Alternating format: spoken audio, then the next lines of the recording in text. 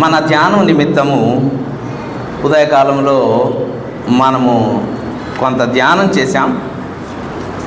మత్తయి సువార్త 22వ అధ్యాయము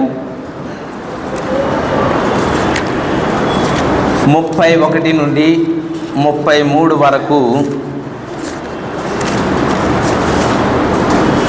మత్తయి సువార్త 22వ అధ్యాయము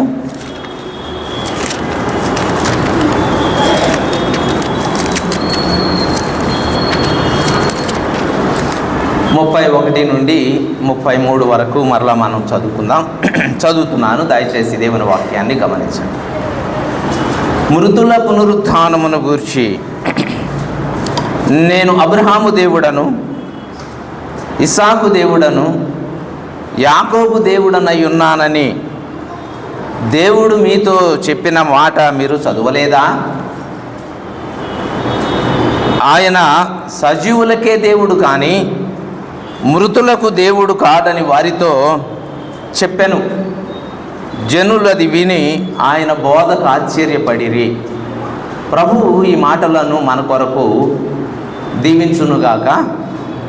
నేను కూడా చిన్న మాట ప్రార్థన చేసి ప్రారంభిస్తాను. పరిశుద్ధుడవైన తండ్రి, దయగల దేవా, మీకు స్తోత్రం. మహాగణుడవు, నమ్మదగిన దేవుడవు, మహిమగల మహారాజువు, సర్వాధికారివి, సృష్టికర్తవు. అందును బట్టి మీకు స్తోత్రం చెల్లిస్తున్నాము నాయన. నీ వంటి వారు ఎవరున్నారు ప్రభువా? వేల్పులలో నీకు సాటి అయిన వారు, సమమైన వారు ఒకరైనను లేరు. నీవే అద్వితీయ సత్యదేవుడవు, ఏకైక దేవుడవు, పరిశుద్ధ దేవుడవు, నమ్మదగిన దేవుడవు, కనికరపూర్ణుడవు. ప్రభువా మీకు స్తోత్రం. మరి ఒకసారి మా ప్రియులతో కలిసి మీ మాటలను ధ్యానించడానికి మీరు మమ్మల్ని బలపరిచి నడిపించినందుకు స్తోత్రము చెల్లిస్తున్నాను. నీ దాసుడనైన నన్ను ప్రభువా మీ గాయపు నీడలో భద్రపరిచి నీ నోటి కోరుగా వాడుకొని మాకు కావలసిన సంగతులను మాకు నేర్పించి బోధించి నాయనా మీ కృపచొప్పున నడిపించి సహాయము చేయమని, నాయనా వాక్యమును మీరు హెచ్చించుమని వినుచున్న మా అందరికీ ప్రభువా వినే బుద్ధిని, గ్రహించు బుద్ధిని, హృదయములో భద్రపరుచుకునే బుద్ధిని, అనుసరించి నడుచుకునే బుద్ధిని అనుగ్రహించి మహిమ పొందుదురని, రావలసిన మా ప్రియులు ఇంకెవరైనా ఉంటే త్వరగా రాగలుగునట్లుగా కృప చూపించుమని మా రక్షకుడైన యేసు ప్రభు నామములో స్తోత్రము చెల్లించి ప్రార్థన చేసి వేడుకుంటున్నాము ప్రియ తండ్రి. ఆమేన్. ప్రియులారా, ఈ వాక్య ధ్యానాన్ని మనం ఉదయకాలంలో కొంత ధ్యానం చేశాము. ఆయన పితరుడైన అబ్రహాం, దేవుడు ఆయన కంటే ముందుగా ఉన్న హానోకును గురించి కానీ, నోవాహును గురించి కానీ, ఆదామును గురించి కానీ చెప్పలేదు. వారి దేవుణ్ణని చెప్పలేదు. కానీ వారి తరువాత వచ్చిన అబ్రహాము, ఇస్సాకు, యాకోబులు అను వారి దేవుడునని చాలా స్పష్టంగా జ్ఞాపకం చేశాడు. అయితే ఇక్కడ డిస్కషన్ ఏంటంటే పునరుద్ధానము లేదు అనేది డిస్కషన్. ఇక్కడ అసలు ఈ సందర్భంలో యేసు ప్రభు మాట్లాడడానికి కారణం ఏంటంటే పునరుద్ధానము లేదు అని. జాగ్రత్తగా వినండి. వారు వచ్చిన సందర్భం, యేసు ప్రభువుతో వారు మాట్లాడుతున్న విషయం ఏంటంటే, అయ్యా యేసు ప్రభు పునరుద్ధానం లేదు అంటున్నారు. వాళ్ళు ఏమంటున్నారంటే పునరుద్ధానం లేదు అంటున్నారు. యేసు ప్రభు ఏం చెప్పాడో ఒక మాట మనం అర్థం చేసుకుందాం. యోహాను సువార్త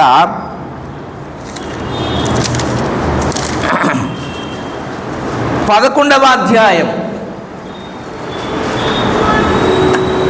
యోహాను సువార్త 11వ అధ్యాయం 25వ వచనం. అందుకు యేసు, ఎవరంట? పునరుద్ధానం అంటే అసలు మీరేమనుకుంటున్నారు? పునరుద్ధానాన్ని నేనే అంటే పునరుద్ధానం లేదంటే నేను లేనని.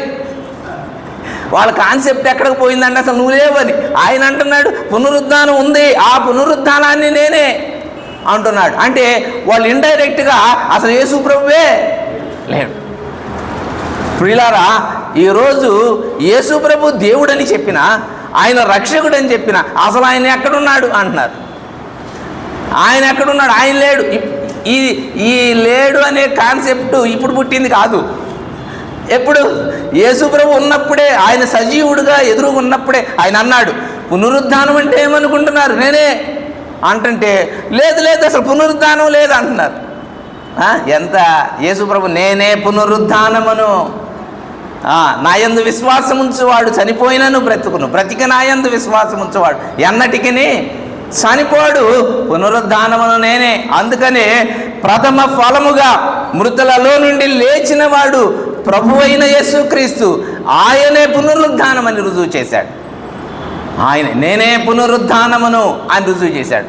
వాళ్ళు లేదు లేదు అంటున్నారు. అందుకే యేసు ప్రభువు మాట్లాడే మాటలకి వాళ్ళు ఆశ్చర్యపోతున్నారు, వాళ్ళకి ఆశ్చర్యం కలిగిస్తుంది. యేసు ప్రభు మాట్లాడినా వారికి ఆశ్చర్యమే, యేసు ప్రభు మాట్లాడకపోయినా ఆశ్చర్యమే. ఆయన బోధకు వారు ఆశ్చర్యపడిరి.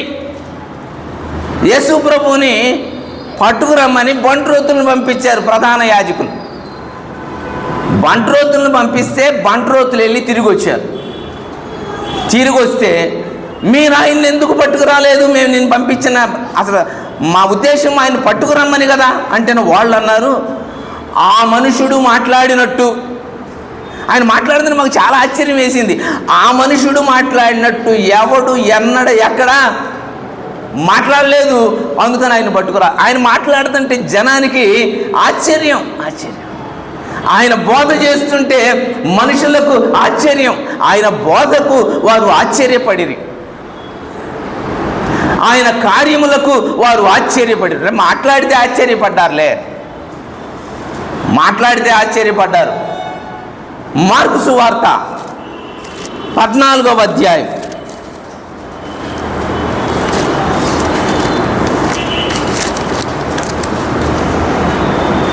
లేకపోతే 15వ అధ్యాయం, మార్కు సువార్త 15వ అధ్యాయం 4-5 వచనాలు చదువుతున్నాను, జాగ్రత్తగా చూడండి. పిలాతు ఆయనను చూచి, మరలా నీవు ఉత్తరమేమియో చెప్పవా, నీ మీద వీరు ఎన్నెన్ని నేరములు మోపుతున్నారు చూడుమనెను. అందుకు యేసు మరి ఏ ఉత్తరమును చెప్పలేదు గనుక పిలాతు,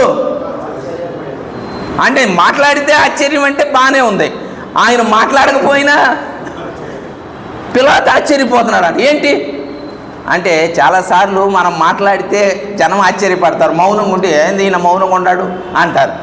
యేసు ప్రభు మౌనం కూడా, యేసు ప్రభు మాట్లాడకపోవడం కూడా పిలాతుకి ఆశ్చర్యం కలిగిస్తాం. యేసు ప్రభు ఆశ్చర్య కార్యాలను మనం చదువుతూ ఉంటే ఆయన ఎక్కడికి పోయినా, ఎక్కడ బోధ చేసినా, ఎక్కడ అద్భుతం చేసినా ఆశ్చర్యం. మార్కు సువార్త 1వ అధ్యాయంలోనికి రండి. మార్కు సువార్త 1వ అధ్యాయం 22వ వచనం. ఆయన శాస్త్రుల వలె కాక అధికారము గలవాని వలె వారికి బోధించను కనుక వారు ఆయన బోధకు కాదు, ఆయన బోధకు, ఆయన మాట్లాడిన విధానానికి ఇంత అధికారంతో చెప్తున్నాడు యేసుప్రభు. ఎంత ఆశ్చర్యం! అక్కడ ఉన్న వాళ్ళందరికీ ఆశ్చర్యం. యేసుప్రభు బోధ చేస్తుంటే ఆశ్చర్యం, యేసుప్రభు మాట్లాడుతుంటే ఆశ్చర్యం, యేసుప్రభు మాట్లాడకపోతే ఆశ్చర్యం. యేసుప్రభు సిలువలో చనిపోయాడంట. శతాధిపతి అది చూచి ఆయన అప్పుడే చనిపోయాడా అన్నాడంట పిలాతు. ఆయన మరణమును గూర్చి ఆశ్చర్యపడెను అని ఉందండి యోహాను సువార్తలో. యోహాను సువార్త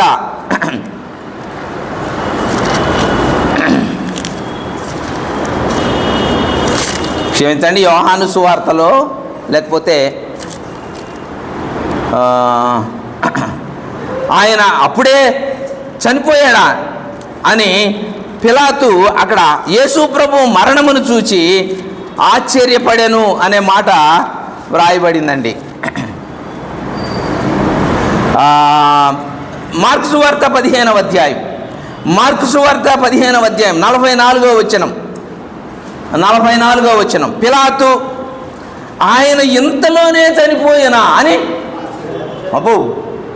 ఆయన మరణం ఒక ఆశ్చర్యం, ఆయన పుట్టుక ఒక ఆశ్చర్యం, ఆయన మాట్లాడడం ఆశ్చర్యం, మాట్లాడకపోవడం ఆశ్చర్యం, ఆయన బోధ ఆశ్చర్యం. ఆయన కార్యములు ఆశ్చర్యం. లూకాసు వార్త 11వ అధ్యాయం లేకపోతే 9వ అధ్యాయం చూడండి. లూకాసు వార్త 9వ అధ్యాయం 42వ వచనం.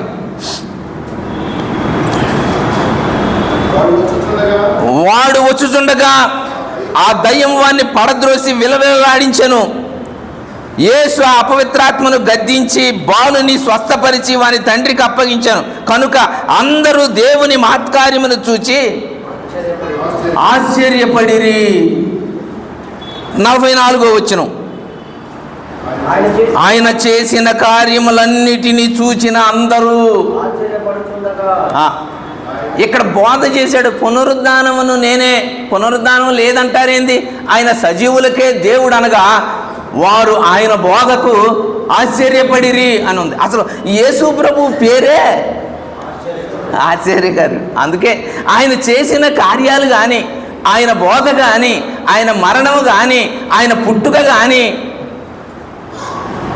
హెరోదు రాజు యూదుల రాజుగా పుట్టినవాడు ఎక్కడ అన్నప్పుడు ఆయన పుట్టుకను బట్టి ఆశ్చర్యపడ్డాడు, భయకంపితుడయ్యాడు. అవునా, ఇలాంటి సంగతులు సంభవించినాయి. యేసు ప్రభు పేరులోనే ఉంది ఆశ్చర్యం. ఆయన కార్యాలు, ఆయన పేరే ఆశ్చర్యకరుడు. ఆయన చేసిన కార్యములు ఆశ్చర్యములు, ఆయన చేసిన అద్భుతాలు ఆశ్చర్యములు. అక్కడ మోగదయ్యం చెవిటి దయ్యాన్ని వదలగొట్టాడు యేసు ప్రభు. మోగదయ్యానికి చెప్తే వినపడదు, అది మాట్లాడలేదు, దానికి వినపడదు. అలాంటి దాన్ని కూడా మంత్రాలు ఏమన్నా పెడితే దానికి వినపడుతుందా? చెవిటి దయ్యానికి ఏం వినపడుతుంది? మూగ దయ్యానికి ఏం వినపడదు. కొంతమంది దయ్యం పట్టిన వాళ్ళు ఉన్నారు, వాళ్ళు ఏం మాట్లాడరు. ఎందుకు మాట్లాడరంటే వాడు కాదు, వాడికి మాటలొచ్చు. అంతకుముందు పట్టింది దయ్యం, మూగ దయ్యం. మనం ఏం చెప్పినా వాడికి వినపడదు. ఎందుకంటే వాడికి పట్టింది దయ్యం, చెవిటి దయ్యం. ఇప్పుడు చాలామంది యేసు ప్రభు సువార్త తినకపోవటానికి కారణం ఏంటో తెలుసా? అందరికీ చెవిటి దయ్యం. మనకు తెలియట్లా సంగతి. ప్రభువుని అడగాల, ప్రభు వీళ్ళలో ఉన్న చెవిటి దయ్యం పోవాలి, నీ సువార్త తినాలి, నీ పత్రిక తీసుకోవాలి, ఇటు చదవాలి. వాళ్ళల్లో దయ్యం ఉంది, ఆ దయ్యమే వాళ్ళని నడిపిస్తూ ఉంది. మన దేవుడు ఆశ్చర్యకరుడు. ఆయన ఆశ్చర్య కార్యాలు చేయగలిగిన వాడు, ఆయన అద్భుత కార్యాలు చేయగలిగిన వాడు. ఆయన కార్యములు ఆశ్చర్యములు. జనం ఆశ్చర్యపడ్డారు. కనుక ఆయన ఎందుకు అబ్రహాము దేవుణ్ణి అన్నాడు ఉదయకాలం మనం చూసాం, ఎందుకు ఇస్సాకు దేవుణ్ణి అన్నాడు ఇప్పుడు మనం చూద్దాం. ఇదంతా ఊరికే ఇంట్రడక్షన్గా ఆయన ఆశ్చర్యకరుడు అని చెప్పడానికే ఆయన ఆశ్చర్యకరమైన కార్యాలను చెప్పాను. చాలా ఉన్నాయి యేసు ప్రభువుకి నేను అన్ని నోట్ చేశా. ఆయన ఏమేం చేశాడు, అసలు ఏమేం చేశాడు, ఎంత గొప్పగా ఆయన చేశాడు, ఎన్ని గొప్ప కార్యాలు చేశారు. జనం ఎక్కడ ఆశ్చర్యపోయారు. ఒక ఆయనకి ప్రసంగం ఇచ్చారంట, బైబిల్ కాలేజీ నుంచి వచ్చాడంట. ప్రసంగం చెప్పాల్సిందే నువ్వు అంటున్నారంట ఆయన. అంటే ఆయనకు ఆశ, నేను చెప్పాలి అని. బైబిల్ కాలేజీ నుంచి వచ్చాడు కదా, చాలా రాసుకున్నాడంట. స్టేజీ మీదకి వెళ్ళే సమయానికి పేపర్ లేదంట. స్టేజీ మీదకి వెళ్ళే సమయానికి ఏమైంది? పేపర్ లేదు. అయినా బైబిల్ కాలేజీ నుంచి వచ్చాను కాబట్టి చెప్పాలి కాబట్టి నిలబడ్డాడంట. నిలబడి దేవుడు మొట్టమొదటి ఆదాము వలన చేశాడు. ఆదాము పాపం చేశాడు, దేవునికి దూరం అయ్యాడు. అయితే దేవుడు ఊరుకున్నాడా? దేవుడు ఊరుకోవాలా? ఎమ్మడ పడ్డాడు, దేవుడు వెనకాల పడ్డాడు. ఆదాము ఎమ్మడ పడితే ఆయన గాడిదని ఎక్కిపోతున్నాడు. ఆయనకి పెద్ద జుట్టు ఉంది ఆదాముకి. ఆ పోతా ఉంటే ఆ జుట్టు ఏమైంది? చెట్టు తగులుకుంది, గాడిద వెళ్ళిపోయింది. అప్పుడు అక్కడికి వచ్చిన వారు చూసి, వీడెవడు, వీడిని లాగండి కిందకు అన్నాడు. వాడిని కిందకు లాగాడు. కిందకు లాగగానే జుట్టు ఊడి కింద పడి వాడు ముక్కలయ్యాడు. ఆ ముక్కలు ఎత్తితే 12 గంపలు అయ్యాడు కదా. అంటే నేర్చుకొని వచ్చిన వాళ్ళ ప్రసంగం ఎట్లాగే ఉంటుందని ఎక్కడ 12 గంపలు, ఎక్కడ మొక్కలు, ఎక్కడ ఆదాము ఎమ్మడి పడ్డాడు దేవుడు, ఇవన్నీ ఆలోచన చేసి పేపర్ లేదు. అసలుకి కారణం ఏమి లేదు, పేపర్ లేదు. పేపర్ లేని కారణంగా ఏదేదో చెప్పాడు. యేసు ప్రభు బోధ అలా లేదండి. యేసు ప్రభు బోధ అధికారంతో కూడింది. ఇసాకును గురించి మనం ఆలోచన చేద్దాం. ఆదికాండం 26వ అధ్యాయంలోనికి వెళదాం. ఇసాకు చరిత్ర 26వ అధ్యాయం నుండే కొంత ప్రారంభం అవుతుంది. ఆదికాండము 26వ అధ్యాయం.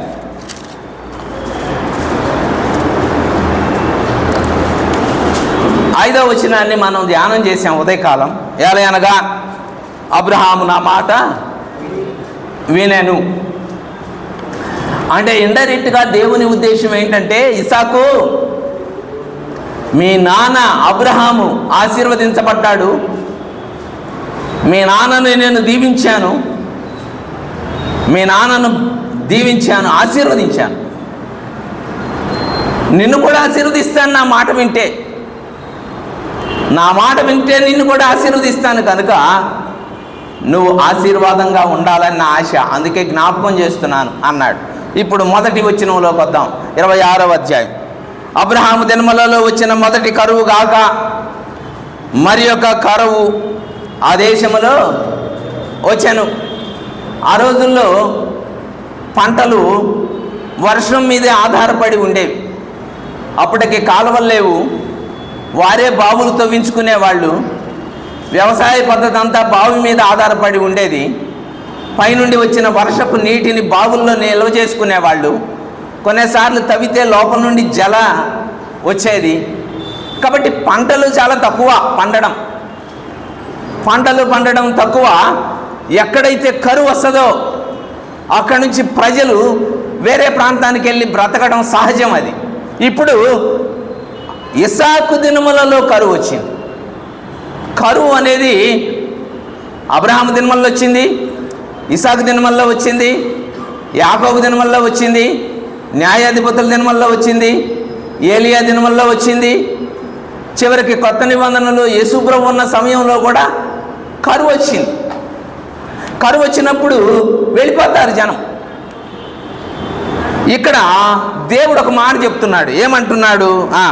కరువు వచ్చి ఆ దేశంలో వచ్చాను. అప్పుడు ఇసాకు గెరారులోనున్న ఫిలిష్తీయుల రాజు అయిన అబీమెలెకు నొద్దకు వెళ్ళెను. అక్కడ యెహోవా అతనికి ప్రత్యక్షమై, నీవు ఐగుప్తులోనికి వెళ్ళక నేను నీతో చెప్పు దేశమందు నివసించుము. గెరారు అనే ఫిలిష్తీయుల దేశానికి వచ్చాడు, అక్కడ నివాసం ఉంటున్నాడు. దేవుడు అన్నాడు, ఐగుప్తులోకి వెళ్ళొద్దు, ఒకవేళ వెళ్తామేమో, వెళ్ళొద్దు అన్నాడు. అంటే దేవుని ఉద్దేశం ఏంటంటే, దేవుని మాట ఇస్సాకు వినాలి అనేది ఆయన ఆశ. ఇప్పుడు ఇస్సాకు అంటున్నాడు, ప్రభువా మరి ఇక్కడ కరువు వచ్చింది కదా, నేను ఎలా బ్రతకాలి? నేను బ్రతకడం సంగతి అట్లా పెట్టు, నా పశువులు, నా పనివాళ్ళు, నా ఇంటి వారికి నేను ధాన్యాన్ని ఆహారాన్ని సమకూర్చాలి కదా, మరి నువ్వేమో ఇక్కడ ఉండమంటున్నావు. అంటే దేవుడు అన్నాడు, ఇక్కడే ఉండు, నేను నిన్ను ఆశీర్వదిస్తాను అన్నాడండి. చూడండి, ఈ దేశమందు పరవాసివై ఉండుము, నేను నీకు తోడయ్యుండి నిన్ను ఆశీర్వదిస్తాను. నువ్వు నీ తండ్రి నా మాట విని దీవించబడినట్లు, నేను చెప్పినట్లు నువ్వు కూడా ఇక్కడే ఉంటే నేను నిన్ను ఆశీర్వదిస్తాను. నేను చెప్పినట్టు వింటే నేను నీకు తోడై ఉంటాను, నిన్ను ఆశీర్వదిస్తాను. ఇది విశ్వాసులకు ఒక పాఠం, ఒక హెచ్చరిక. మీరు ఇక్కడే ఉండండి, మీరు అటు ఇటు పోకండి. అదేంటి ప్రభువా, కరువుగా ఉంది కదా, ఆహారం లేకపోయినా సరే నిన్ను ఆశీర్వదించేవాడను నేను, నీకు ఆహారం ఇచ్చేవాడను నేను చెప్పినట్లు నువ్వు వింటే నువ్వు ఖచ్చితంగా ఆశీర్వదించబడతావు. చాలామంది ఏం చేస్తున్నారంటే సంఘాన్ని వదిలిపెట్టేస్తున్నారు. అక్కడ అన్న భలే మ్యూజిక్లు ఉండి అన్న, అక్కడ భలే భోజనాలు పెడుతున్నారు అన్న, ఎక్కడ వేరే చోట. అసలు ఈ క్రమం అంతా పోతుంది. దైవికమైన క్రమం, దైవికమైన ఆరాధన క్రమ పద్ధతి, వాక్యానుసారమైన క్రమం పోతుంది. అక్కడికి చూస్తున్నారు, బయటకు చూస్తున్నారు. అక్కడ బాగుంటాయి అన్న, అక్కడ బ్రహ్మాండంగా ఉందన్న, అక్కడ భోజనం వెళ్ళిన వాళ్ళందరికీ భోజనాలు పెడుతున్నారన్న, అక్కడ పాటలు అందరికి ఇస్తున్నారన్న, అక్కడ వాయిద్యాలు బ్రహ్మాండంగా ఉన్నాయి అన్న. ఎటు చూస్తున్నారు ప్రజలు ఎటు చూస్తున్నారు అంటే దేవుడు అంటున్నాడు, లేదు లేదు, నేను ఎక్కడ ఉండమన్నాను, నువ్వు ఎక్కడే ఉండు, నేను ఆశీర్వదిస్తా. ఎక్కడ ఉండమన్నాడో అక్కడ ఉండడం మనకు మేలు. రూతు గ్రంథంలో నయోమి అనే ఆమె, అక్కడ కూడా కరువు వచ్చింది. అది న్యాయాధిపతుల దినాల్లో వచ్చిన కరువు. ఆ కరువులో రూత్ ఏం చేసిందంటే, ఈ నయోమి ఏం చేసిందంటే బెత్లెహేమును విడిచిపెట్టి మోయాబు దేశానికి వెళ్ళిపోయింది. అక్కడికి వెళ్ళిపోయిన తర్వాత, అక్కడికి వెళ్ళిన తర్వాత భర్తను కోల్పోయింది, బిడ్డలను కోల్పోయింది, అంతా పోగొట్టుకుంది, నష్టపోయి తిరిగి బెత్లెహేముకి. అంటే దేవుడు ఉండమంటే ఉండకపోతే ఇదే ఇబ్బంది. వాళ్ళందరూ అన్నారంట, నయోమి అన్నీ సర్దుకుంటుంటే అన్నారంట, నయోమి ఎక్కడికి అన్నారంట, మేము వేరే దేశానికి వెళ్తున్నాము, కరువు ఉందమ్మా, ఇక్కడ నేను ఉండలేను అన్నదా. అంటేనో అదేంటి, మేము ఉండాం కదా అంటే, మీరేమో నాకు అనవసరం, మేము ఇక్కడే ఉంటే చచ్చిపోతాం, మేము ఎందుకు వెళ్ళింది అక్కడికి, బతకడానికి వెళ్ళింది. ఎక్కడుంటే చచ్చిపోతాం, అక్కడికి వెళ్దామని, ఎక్కడుంటే చచ్చిపోతామన్న ఈవిడ అక్కడికి వెళ్ళి చచ్చిపోయింది. అంతా బాగొట్టుకుంది, నష్టపోయింది. అందుకనే దేవుడు ఉండమన్న స్థలములో ఉండడం, అది కరువైనా, అది ఇబ్బంది అయినా, అది ఎటువంటి పరిస్థితి అయినా సరే దేవుడు ఉండమన్న స్థలములో ఉండడం మనకి మేలు. కీర్తనల గ్రంథం 37వ కీర్తనలో ఒక మాట అన్నాడు, దయచేసి చూడండి. కీర్తనల గ్రంథము 37వ కీర్తన, లేకపోతే 32వ కీర్తన 18వ చరణం, 32వ కీర్తన 33వ కీర్తన 18వ చరణం. వారి ప్రాణమును మరణము నుండి తప్పించుటకును, కరువులో వారిని సజీవులుగా కాపాడుటకును యెహోవా దృష్టి ఆయన యందు భయభక్తులు గల వారి మీద. ఏ పరిస్థితుల్లో కాపాడటానికి, ఏ పరిస్థితుల్లో సజీవులుగా ఉంచడానికి, ఏ పరిస్థితుల్లో మరణం నుండి తప్పించడానికంటే కరువులో కూడా దేవుడు చెప్పినట్టు నిలబడ్డాడు ఇస్సాకు. దేవుని వాగ్దానాన్ని చేబూనాడు. దేవునికి అదే కనిపించింది, అబ్బా ఇస్సాకు నేను చెప్పినట్లు వింటున్నాడు. అక్కడే ఉన్నాడు, ఐగుప్తుకు వెళ్ళలేదు. ఆ గెరారు దేశంలోనే ఉన్నాడు, ఫిలిష్తీయుల దేశంలోనే ఉన్నాడు. ఫిలిష్తీయుల దేశంలో ఉంటే చిన్న పొరపాటు జరిగింది అక్కడ. ఆ పొరపాటు అయిపోయిన తర్వాత సంగతులు నేను జ్ఞాపకం చేస్తున్నాను. 16వ వచనం నుండి చదువుతా ఉన్నాను, చూడండి.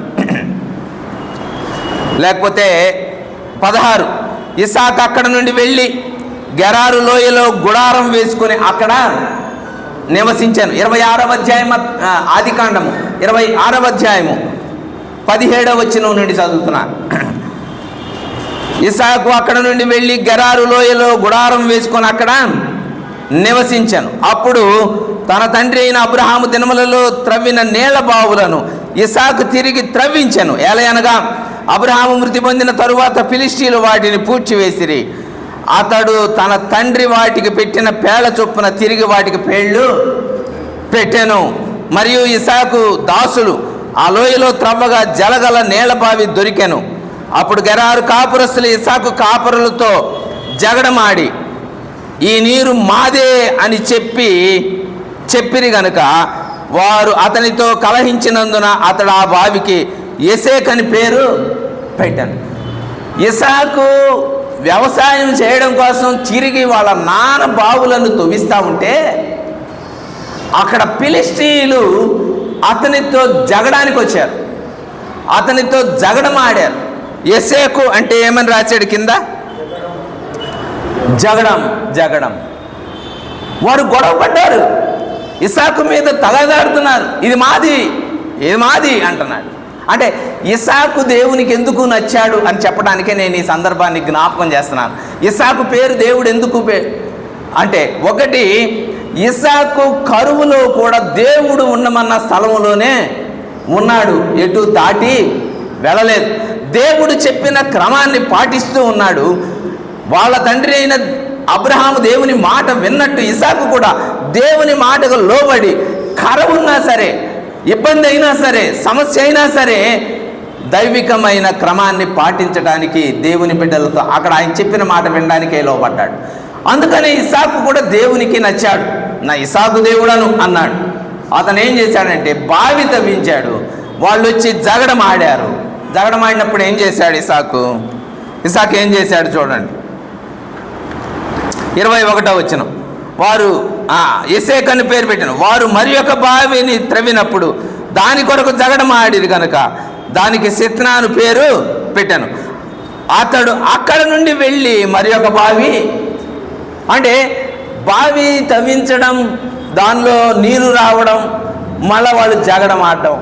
ఇస్సాకు మాత్రం వాళ్ళతో జగడమాడడానికి ఇష్టపడాల, వాళ్ళతో గొడవ పడటానికి ఇష్టపడాల, దూరంగా జరగడానికే ఇష్టపడ్డాడు. ప్రియులారా, ఈ జగడమాడని కలహపడని స్వభావం ఎవరిది అంటే మన ప్రభు అయిన యేసుక్రీస్తుది. చూడండి, మత్తయి సువార్త ఆయన గురించిన వాగ్దానం ఇది యెషయా గ్రంథం నుండి బయటకు తీయబడింది. మత్తయి సువార్త 12వ అధ్యాయంలో చూస్తే,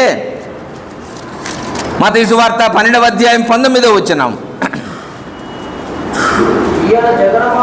ఎవరి అనంటే మన ప్రభు అయిన యేసుక్రీస్తు. ఆయన గురించి 18వ వచనంలో, ఇదిగో ఈయన నా సేవకుడు, ఈయన నేను ఏర్పరచుకుంటుని, ఈయన నా ప్రాణమునకు ఇష్టుడైన నా ప్రియుడు అని చెప్తూ ఈయన 19వ వచనంలో ఈయన ఏం చేయడంట,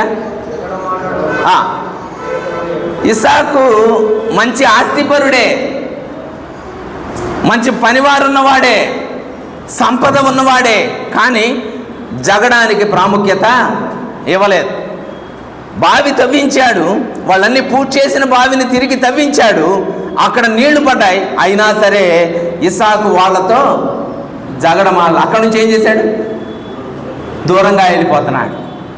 అంటే ఈ స్వభావము ప్రభు అయిన యేసుక్రీస్తులో నుండే ఇస్సాకులోకి వచ్చింది అనుకుంటున్నాను. అంటే జగడమాడడం లేదు.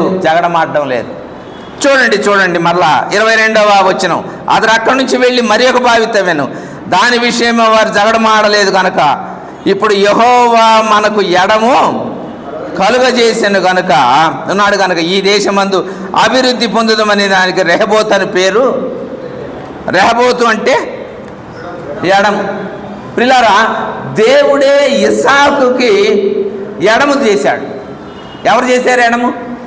దేవుడే. చాలాసార్లు మన విషయంలో కూడా దేవుడే ఎడం చేస్తాడు, దేవుడే దూరం చేస్తాడు. అయితే మనము ఆ విషయాల్లోకి వెళ్లకుండా ఉండడమే మనకు మేలు. దేవునికి నచ్చాడు ఇస్సాకు. ఎందుకు అంటే యుద్ధం చేయగలిగిన సామర్థ్యం ఉన్నా సరే, వాళ్ళందరినీ ఎదిరించి యుద్ధం చేయగలిగిన సామర్థ్యం పనివారు ఉండినప్పటికీ కూడా ఇస్సాకు జగడమాడని వాడై దూరంగా వెళ్ళిపోయాడు. దేవుడే ఎడం కలుగు చేస్తున్నాడు. ప్రియులారా, దేవుడు ఎడం కలుగు చేస్తూ ఉన్నాడు. ఇస్సాకు అక్కడ బావులు తవ్విస్తూ ఉన్నాడు. ఆ సంవత్సరం అంట, జాగ్రత్తగా వినండి, ఆ సంవత్సరం ఇస్సాకు అక్కడ పంట వేశాడు. చూడండి, ఆ పై వచనాల్లో ఉంది. 12వ వచనం.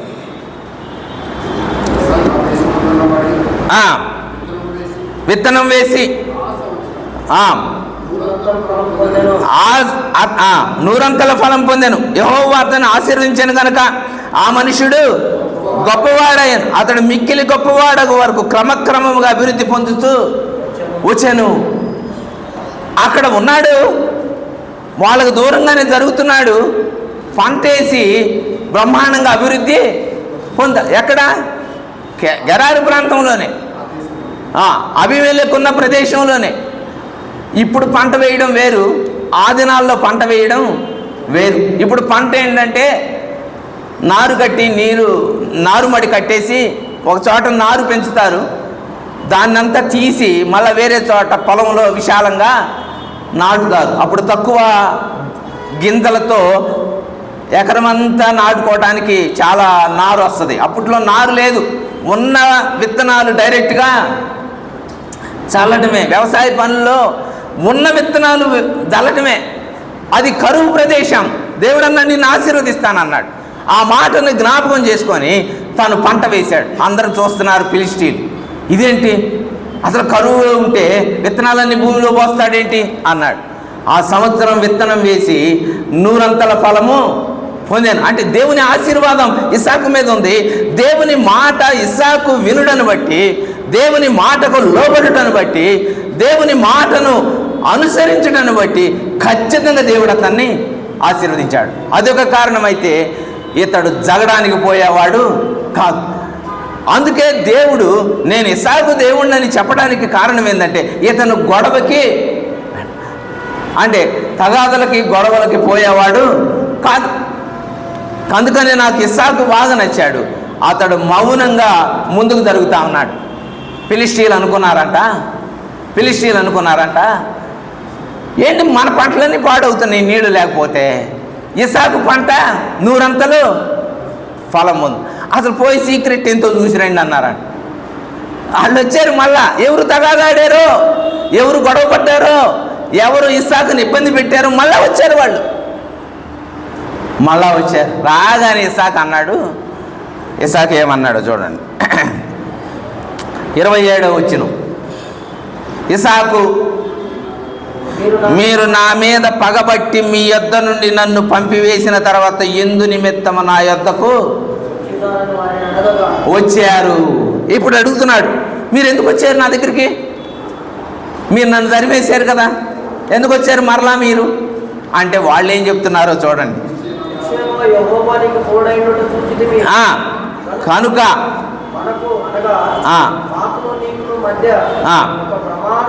ఒక ప్రమాణం ఉండవలేను. ఇప్పుడు వాళ్ళు సమాధానానికి వస్తున్నారు. ఇప్పుడు వాళ్ళు ఇస్సాకుతో సఖ్యత పట్టడానికి వస్తున్నారు. కారణం ఒకటే, ఇస్సాకు ఆశీర్వదించబడుతున్నాడు. ఇస్సాకు పంట నీరు లేకపోయినప్పటికీ కూడా, వాళ్ళు బావులను స్వాధీనం చేసుకున్నప్పటికీ కూడా ఇస్సాకు పంట 100 అభివృద్ధి చెందుతుంది. సాతానుడు చాలా తెలివైనోడు. ఎంత తెలివైనోడు అంటే మళ్ళీ చెడగొట్టడానికి మళ్ళా వస్తాడాడు. ఏదో విధంగా మళ్ళా సఖ్యత కోసం, సమాధానం కోసం మళ్ళా వస్తాడు. అయితే ఇస్సాకులో ఉన్న గొప్ప గుణం ఏంటంటే ఖచ్చితంగా వాళ్ళు శత్రువులు అయినా సరే వారిని సమాధానంగా పంపించారు. చూడండి ఎంత చక్కని మాటలు రాయబడ్డాయో. 30వ వచనం. ఎవరికి విందు చేస్తాం మనం ఎవరికి విందు చేస్తాం?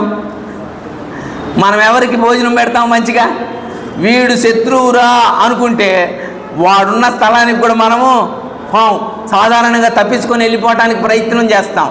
కానీ ఇస్సాకులో ఉన్న గొప్ప గుణం ఏంటంటే శత్రువు దగ్గరకు వచ్చినప్పుడు వారికి విందు చేశాను. ఈ మాటలు నాకు చాలా నచ్చినాయి, ప్రభువు నచ్చినాయి అనుకుంటున్నా నేను. అబ్బా, నేను ఇస్సాకు దేవుడిని అని అనిపించడానికి కారణం ఏంటో తెలుసా? శత్రువుని ఏం చేస్తున్నాడు? ప్రేమిస్తున్నాడు. వారికి విందు చేశారు. వాళ్ళు తరిమేసినప్పుడు అడిగాడు, మీ యొద్ద నుండి నన్ను తరిమేశారు కదా, మళ్ళీ ఎందుకు వచ్చారు నా దగ్గరికి అంటే, అయ్యా దేవుడు నీకు తోడై ఉన్నాడు, నీ పంట ఆశీర్వదించబడుతుంది, నువ్వు 100 పంట పండించింది నీకు, మా పొలాలు ఎండిపోతున్నాయి, నీ పొలాలు పచ్చగా ఉన్నాయి, 100 ఫలం వస్తుంది, కాబట్టి నీతో ఇప్పుడు మేము సమాధానానికి వస్తున్నాం అన్నారు. నీకు మేము కీడు చెయ్యం, మాకు నువ్వు కీడు చేయదు. కీడు చేసేవాడా ఇస్సాకు కీడు చేసేవాడు కాదు. దేవుని స్వభావం కలిగిన వాడు. ఆయన కలహమునకు వెళ్ళేవాడు కాదు, జగడానికి వెళ్ళేవాడు కాదు. వాళ్ళు వచ్చినప్పుడు వాళ్ళకేం చేశాడంట? విందు చేశాడు. యేసుప్రభు వారు కోరుకునే ఉద్దేశం కూడా ఇదే. యేసుప్రభు చెప్పే మాటలు కూడా ఇవే. మనం ఎరుగుదాం. రోమాపత్రిక 12వ అధ్యాయం దయచేసి చూడండి. రోమీలకు రాసిన పత్రిక 12వ అధ్యాయం. ఇదే సామెతల గ్రంథంలో కూడా రాయబడింది. రోమీలకు రాసిన పత్రిక 12వ అధ్యాయం 20వ వచనం. కాబట్టి భోజనం పెట్టుము, దప్పికొని ఉంటే దాహమిమ్ము, అలాగు చేయుట అతని తల మీద నిప్పులు కుప్పగా పోయిదువు. చాలు చాలు చాలు. దానికి పై వచ్చినవి ఏమన్నాడంటే పగ తీర్చుకోవటం. వాళ్ళు నీకు శత్రువా? వాళ్ళు నీకు హింస కలిగించారా? వదిలేసాయి, జగడం ఆడబాకు వాళ్ళతోటి, వాళ్ళ జోలికి వెళ్ళబాకు, నీ పనేంటో నువ్వు చూసుకో, జాగ్రత్త. పగ తీర్చుకోవటం ఎవరి పని? ఇప్పుడు చాలాసార్లు మనం ఏం చేస్తామంటే శత్రువు చూడగానే వాడి మీద ఎట్ట పగ తీర్చుకోవాలనే ప్రయత్నం మనము చేస్తూ ఉంటాం. అంటే పగ తీర్చుకోవటం దేవుని పని అయితే ఆ పని మనం చేయడానికి ప్రయత్నం చేస్తాం. ఇప్పుడు ఆ పని మనం చేయడానికి ప్రయత్నం చేస్తాం. ఇస్సాకు అలా చేయలేదు. ఒక పాట మనకు తెలుసు, అది ఎప్పుడు చిన్నప్పుడు నేర్చుకున్న పాట. అదేంటంటే నా బంగారు పుట్టలో ఏలు పెడితే నేను ఎవరు? చీమ అట్ట నలిపేయచ్చు మనం, కానీ చీమకు కూడా పౌరుషం ఉంది. దాని పుట్టలో ఏలు పెడితే కోరికింది. అట్లాంటిది యేసు ప్రభు పనిలో మనం ఏలు పెడితేను పగ తీసుకోవటం నా పని అంటే, ఆయన పనిలో మనం ఏలు పెడితేను ఆయనకు రాదు కోపం? చిన్న చీమకే దాని పుట్టలో ఏలు పెడితే అంత కోపం వచ్చినప్పుడు పగ తీర్చుకోవటం నా పని, మీరు కాముగా ఉండండి, పగ తీర్చుకునేవాడను నేనే. శత్రువు మీద పగది ప్రభువా, వాళ్ళు మాకు శత్రుత్వం జరిగిస్తున్నారు, అయినా వాళ్ళ గురించి పగ తీర్చుకునే పని మీరేం చేస్తారో తెలుసా? కాముగా పక్కకు వచ్చేసేయండి. దేవుని మాట ఇస్సాకు వింటా ఉన్నాడు, ఇస్సాకు లోపడుతున్నాడు, అలా పక్కకి వెళ్ళిపోతున్నాడు. జగడమాడడం మన పని కాదు అనుకుంటున్నాడు. బా, ఎంత మంచి లక్షణం! ఈ లక్షణాలను చూస్తున్నప్పుడు దేవుడు అనుకున్నాడు, వాళ్ళని విందు చేశాడంట, బాగానే ఉంది, వాళ్ళకి భోజనం పెట్టాడంట. అక్కడ ఇంకొక మాట కూడా రాయబడింది, దయచేసి చూడండి. ఆదికాండం 26వ అధ్యాయం. ఆదికాండం 26వ అధ్యాయం. విందు చేసి 31వ వచనం. తెల్లవారినప్పుడు వారు లేచి ఒకరితో ఒకడు ప్రమాణం చేసుకొనిది.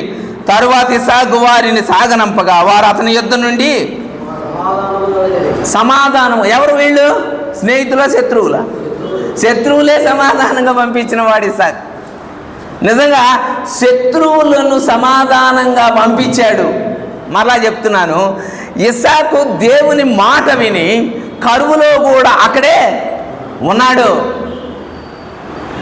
ఫిలిస్టీలు అతని మీద గొడవ పడినా సరే వాళ్ళతో గొడవ పడకుండా సమాధానంగా దూరంగానే వెళ్ళిపోయాడు. వాళ్ళు తన దగ్గరకు వచ్చినప్పుడు వాళ్ళకి విందు చేశాడు. తన దగ్గర నుండి వారిని సమాధానంగా పంపించాడు. ఈ లక్షణాలన్నీ యేసు ప్రభువులో కనపడుతున్నాయి. శత్రువుని సమాధానంగా పంపించడం ఆ దినాల్లో నిజంగా అసలు ఆలోచించాల్సిన సమయం, ఆలోచించాల్సిన విషయం. శత్రువు ఎవరైనా, దావీదు అన్నాడు, సౌలు అన్నాడు దావీదుతోటి, దావీదా నా కుమారుడా, ఎవరైనా శత్రువు దొరికితే వదిలిపెడతారా నాయన? నువ్వు నన్ను విడిచిపెట్టావు అన్నాడు. నువ్వు శత్రువు నీ చేతికి దొరికితే, ఈ దినాల్లో శత్రువు దొరికితే వదిలిపెడతారంటే వదిలిపెట్టరు, కానీ నువ్వు నన్ను విడిచిపెట్టావని. నువ్వు నాకంటే నీతిపరుడు. ఈయనేదో నీతిపరుడులాగా, ఈయనేదో గొప్ప నీతిపరుడులాగా అంటున్నాడు. నువ్వు నాకంటే, అతను దావీదు నీతిపరుడే, శత్రువు దొరికినా సంహరించకుండా ప్రేమతో వదిలేశాడు. ఈయన చెప్పుకుంటున్నాడు నువ్వు నాకంటే నీతిపరుడు అంటే అర్థం ఏంటంటే నేను నీతిపరుడిని, నువ్వు నాకంటే నీతిపరుడు. చాలాసార్లు ప్రిలారా, శత్రువు దొరికితే వదిలిపెట్టడం కష్టం ఆ దినాల్లో, కానీ శత్రువుని సమాధానంగా పంపించాడు. శత్రువుని ఎలా పంపించాడు? సమాధానంగా పంపించాడు ఇస్సాకు. అందుకే ఈ లక్షణాలను బట్టి దేవునికి చాలా, ఇస్సాకులో ఉన్న గుణాన్ని బట్టి నిజంగా నేను ఇస్సాకు దేవుడిని చెప్పుకోవడానికి దేవుడు సిగ్గుపడలేదు.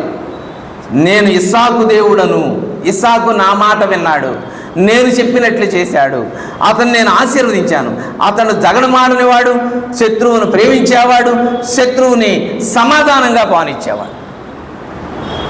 అట్లయితే మనం ఎవరమి? అసలు మనం ఎవరమి? రోమపత్రిక 5వ అధ్యాయం 10వ వచనంలో ఏమనుందంటే, ఏలయనగా శత్రువులమై ఉండగా. ఎవరు శత్రువులు? మనమే. ఎవరికి శత్రువులమి? దేవునికి శత్రువులు మనము. ఎలయనగా శత్రువులమై ఉండగా. ఇస్సాకు శత్రువును ప్రేమించి సమాధానంగా పాలించాడు. మన ప్రభు అయిన యేసుక్రీస్తు వారు ఆయన జగడమాడని వాడు, ఆయన ప్రేమించేవాడు. మనము శత్రువులం అయి ఉండగా. ఎలా శత్రువులం అయ్యాం? అసలు దేవునికి మనం ఎలా శత్రువులం అయ్యాం? ఇది ఒక చాలా పెద్ద, అంటే పాపం చేసినంత మాత్రాన మనం శత్రువులమా అని అంటే, పాపం వలన జీతం మరణం అని నిర్ణయించేశాడు. దేవునికి శత్రువులం కాదు. కానీ దేవునికి ఎలాగ శత్రువులం అయ్యామో యాకోబు పత్రికలో చెప్పాడు. యాకోబు పత్రిక 4వ అధ్యాయం 4వ వచనంలో అన్నాడు. యాకోబు పత్రిక 4వ అధ్యాయం 4వ వచనం, వ్యభిచారిణులారా, ఈ లోక స్నేహము దేవునితో వైరమని మీరు ఎరుగరా? ఎవడు ఈ లోకముతో స్నేహము చేయగోరునో వాడు దేవునికి శత్రువు. లోక స్నేహం, లోకమును ప్రేమించడం. మనం పాపం చేశాం, దాని పరిణామం మరణం. అది వచ్చేసింది. పాపాలు క్షమించడానికి దేవుడు సిద్ధంగా ఉన్నాడు. అయితే లోక స్నేహం చేయడం ద్వారా, లోకముతో స్నేహం చేయడం ద్వారా, లోకాన్ని ప్రేమించడం ద్వారా, లోకంలో మనము యేసు ప్రభువు కంటే లోకాన్ని ప్రేమించడం ద్వారా దేవునికి శత్రువులమయ్యాం. దేవునికి ఎలయనగా మనము శత్రువులమై ఉండగా. లోక స్నేహం దేవుని దృష్టిలో దేవునికి వైరం, దేవునికి శత్రుత్వం కలిగింది. అందుకనే లోకమునైనను లోకములో ఉన్న వాటినైనను ఎందుకు ప్రేమించొద్దన్నాడు? ఏమి ప్రేమిస్తే అంటే, లోకమును ప్రేమిస్తే దేవునికి శత్రువు అవుతాం. అయితే ఏలయనగా శత్రువులమై ఉండగా ఏం చేశాడంట? రోమీలకు రాసిన పత్రిక 5వ అధ్యాయం, ఆయన కుమారుని మరణము ద్వారా. అబ్బా చూడండి, శత్రువులను సమాధానంగా పోనిచ్చిన వాడు ఇస్సాకు. అదే గుణం ప్రభు అయిన యేసుక్రీస్తు. శత్రువులమై ఉండగా యేసుక్రీస్తు మరణము ద్వారా మనం ఇప్పుడు ఏం చేయబడ్డాం? సమాధానపరచబడ్డాం. వాళ్ళకు భోజనం చేశాడు, అక్కడి నుంచి సమాధానంగా వాళ్ళని పంపించాడు. అంటే సమాధానకరమైన మాటల ద్వారా వాళ్ళని పంపించాడు. మన ప్రభు మనము శత్రువులమై ఉండగా మన కొరకు ఆయనే రిక్తునిగా దిగి వచ్చి, ఆయన చనిపోయి, ఆయన రక్తాన్ని కార్చి మనల్ని ఏం చేశాడు? ఇప్పుడు సమాధానపరిచాడు.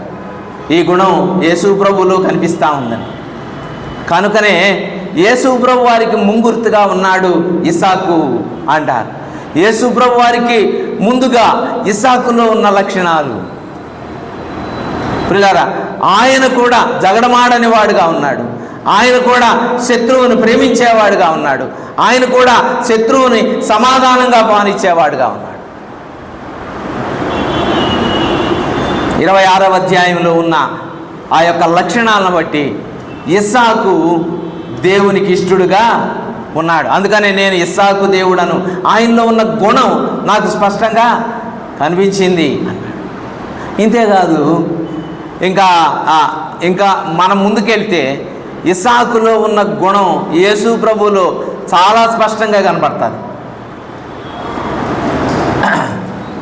దేవుడు 22వ అధ్యాయంలో కుమారుణ్ణి బలిగా ఇవ్వమన్నాడు.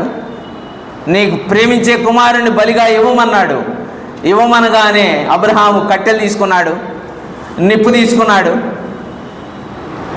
పనివాళ్ళని తీసుకున్నాడు, గాడిదలు తీసుకున్నాడు. దేవుడు చూపించే స్థలం దాకా వెళ్ళకముందే పని వాళ్ళని ఆపేశాడు.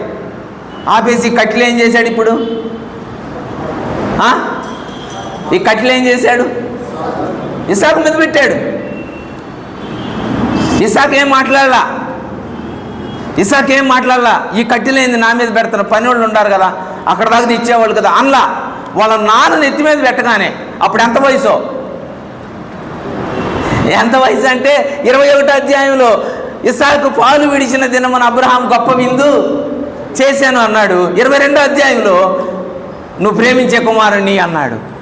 అధ్యాయానికి ఎంత తేడా, చాలా దగ్గర సంబంధం ఉంది. అంత వయసులో కట్టెల మోపు పైన పెడితే సాధారణంగా భూమి మీద నడవడం కాదు. ఇప్పుడు ఈ కట్టెలు తీసుకొని ఎక్కడికి నడవాలా? కొండ మీదకి వెళ్ళాలా?